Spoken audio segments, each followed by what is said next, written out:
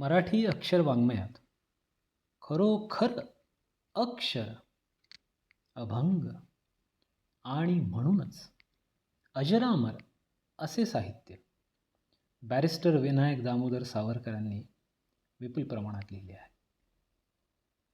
त्यांनी बांधलेले स्वातंत्र्य देवतेचे महान मंगल स्तोत्र म्हणजे जयस्तुते असो अथवा त्यांची सागरास ही कविता असो, ने मजसी ने परत मातृभूमीला ती असो, किंवा त्यांनी कॉलेजात शिकताना केलेली श्री शिवरायांची आरती असो, जय देव जय देव जय जय शिवराया, या या अनन्य शरणा आर्या ताराया, अशा एक एक रचना जनाजनांच्या मनात भिडल्या आहेत, अढळ पदाला पोचल्या आहेत. तरीसुद्धा या अद्भुत अपरंपार खजिन्यात दुर्मिळाती दुर्मिळ असा अलंकार शोभावा अशी त्यांची कविता आहे सांत्वन. या कवितेची रचना, शब्दवैभव, विलक्षण प्रतिमांचा आविष्कार आणि उत्फुल्ल प्रतिभा हे सर्व तर आहेच, पण ज्या परिस्थितीत ही कविता लिहिली ती परिस्थिती या कवितेला अजून भव्य बनवते. गोष्ट आहे 1909 सालची. सावरकर विलायतेत होते. जून महिन्यात श्री गणेशपंत उपाख्य बाबाराव सावरकरांना जन्मठेप झाली. त्यांचे धाकटे बंधू डॉक्टर नारायणराव उर्फ बाळाराव सावरकर तेही अटकेत होते. अशावेळी उघड्यावर पडलेल्या त्या संसाराला मदत करावयासे कोणी तयार नव्हते. भीरुजन भीतीपोटी सावरकर कुटुंबियांशी दुरान्वयही संबंध ठेवेनात. अशावेळी सावरकरांची मातृरूप यशोदावहिनी, येसूवहिनी आणि त्यांची पत्नी कशा गुजराण करत असतील, तर नाशिकचे शाहीर कवी गोविंद काळाराम मंदिरात पोथी वाचन करत. त्या पोथीनंतर बिचाऱ्या बाया बापड्या धान्याच्या मुठी ज्या व्हायच्या ते धान्य गोळा करून ते येसूवहिनींना नेऊन पोचवत. येसूवहिनींनी बाबाराव आणि बाळाराव सावरकरांच्या अटकेची बातमी लंडनमध्ये सावरकरांना कळवली आणि कळवताना आपल्या चाललेल्या आबाळीचा उल्लेख केला.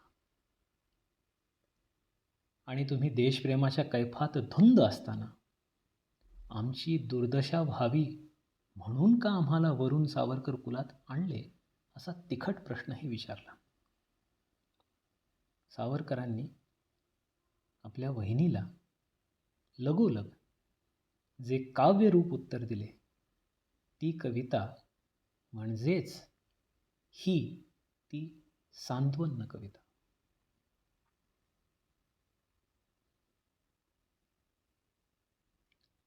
जयासी तुवा प्रतिपाळिले, मातेचे स्मरण होऊ न दिले, श्रीमती वहिनी वत्सले, बंधू तुझा तो नमी, असा वत्सलपूर्ण मायना लिहून सावरकर लगोलग मूळ विषयाकडे वळतात. आशीर्वाद पत्र पावले, जे लिहिले ते ध्यानी आले, मानस प्रमोदित झाले, धन्यता वाटली उदंड. आता मानस प्रमोदित व्हावे किंवा धन्यता वाटावी असं काय घडलं होतं? वहिनींनी काय सांगितलं होतं की 2 भाऊ अटकेत आहेत, मातेसमान वहिनी आणि कोवळ्या वयाच्या पत्नीची फरफट होते आहे, आणि हे कळूनही हा दृढनिश्चयी नरसिंह म्हणतो की मानस प्रमुदित झाले आणि धन्यता वाटली उदंड. पुढे ते म्हणतात, धन्य धन्य आपुला वंश, सुनिश्चिये ईश्वरी अंश, की राम सेवा पुण्य लयेश, आपुल्या भागी लाधला. आपल्या वंशात ईश्वरी अंश आहे असं खात्रीने बहिणीला सांगतायत.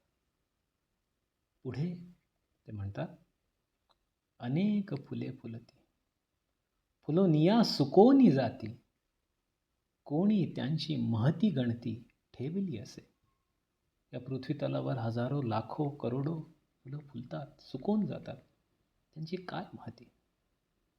परी जे गजेंद्र शुंडेने उपटिले, श्रीहरीसाठी मेले, कमल फुलते अमर ठेले, मोक्षदाते पावन. त्या गजेंद्राने आपल्या शुंडेने उपटून श्रीहरीच्या चरणकमळावर जे वाहिले ते फूल होतं मोक्षदाते पावन, अमर होतं.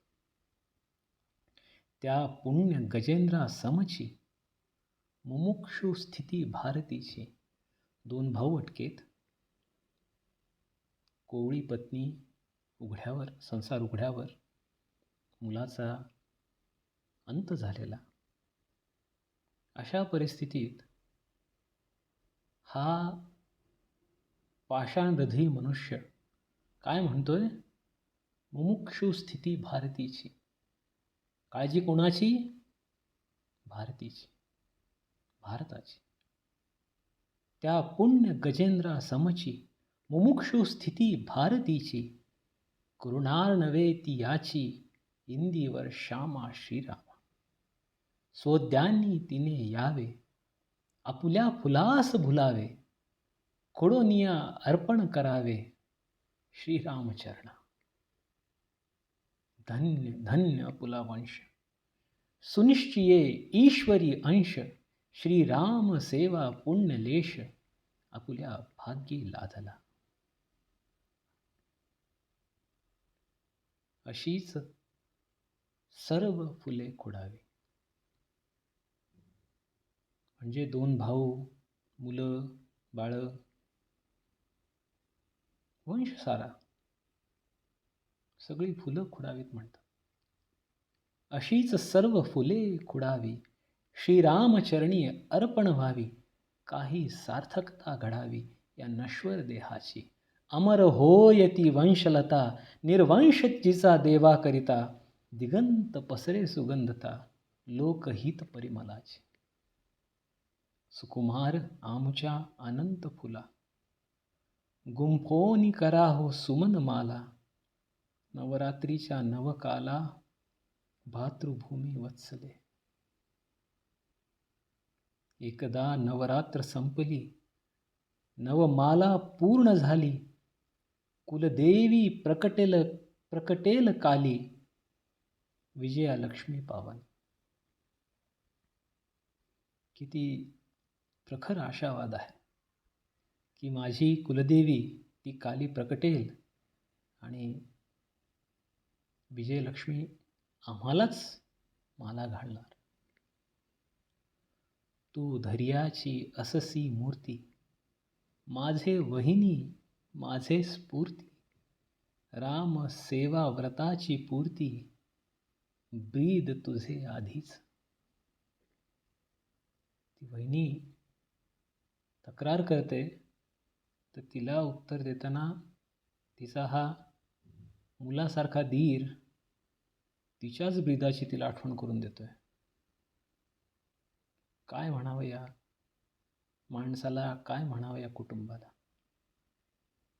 तू धैर्याची अससी मूर्ती, माझे वहिनी माझे स्फूर्ती, श्रीराम सेवा व्रताची पूर्ती, ब्रीद तुझे आधीच. आणि पुढे काय? महत्कार्याचे कंकण धरिले, आता महत्त्व पाहिजे बाणले, ऐसे वर्तन पाहिजे केले, की जे पसंत पडले संतांना. संतांना पसंत पडेल असे वर्तन आता आपण करायला हवं.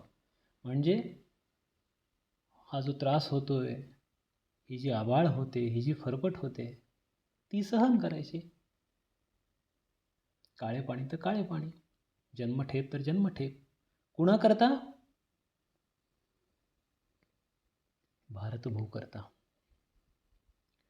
अनेक पूर्वज ऋषीश्वर अजात वंशजाचे संभार साधू साधू गर्जतील ऐसे वर्तणे या काला. सावरकर म्हणतात की आपले जे पूर्वज आहेत, अनेक ऋषीश्वर जे आहेत, ते साधू साधू गरजतील. ते तर निश्चित गरजले असतीलच.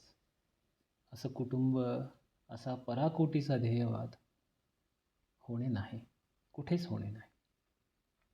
पण त्यातला जो अजून दुसरा एक आशावाद आहे किंवा दुसरी एक शक्यता सावरकरांनी सांगितली आहे.